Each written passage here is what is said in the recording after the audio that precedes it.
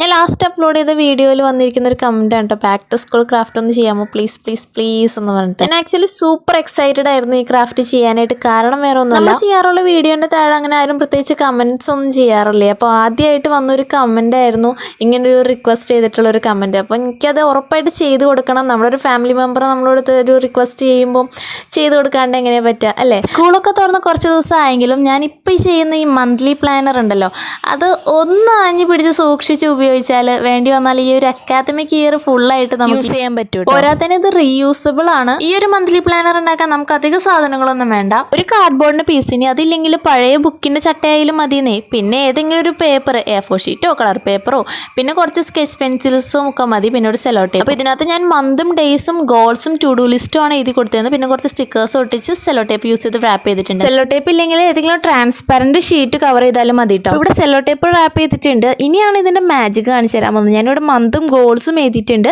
അതിന് ശേഷം ഒന്ന് ഉണങ്ങിയതിന് ശേഷം ഞാൻ ഒരു ക്ലോത്ത് യൂസ് ചെയ്തിട്ടൊന്ന് മായ്ച്ച് കളയുന്നുണ്ട് കേട്ടോ. കണ്ട അടിപൊളിയായിട്ട് മാഞ്ഞു പോയില്ലേ. നമ്മൾ മാർക്കർ വേറെ എന്തെങ്കിലും പെന്ന് യൂസ് ചെയ്തിട്ട് എഴുതി കഴിഞ്ഞിട്ട് കുറച്ച് ഉണങ്ങി കഴിഞ്ഞാൽ ജസ്റ്റ് ഒന്ന് വാട്ടർ യൂസ് ചെയ്തിട്ട് മായ്ച്ച് കളഞ്ഞാൽ മതി. അപ്പോൾ എല്ലാവർക്കും ഇഷ്ടപ്പെട്ടെങ്കിൽ ലൈക്ക് ചെയ്യുക, കമൻറ്റ് ചെയ്യുക, അതുപോലെ നമ്മുടെ ചാനൽ സബ്സ്ക്രൈബ് ചെയ്യാൻ മറക്കില്ലല്ലോ അല്ലേ.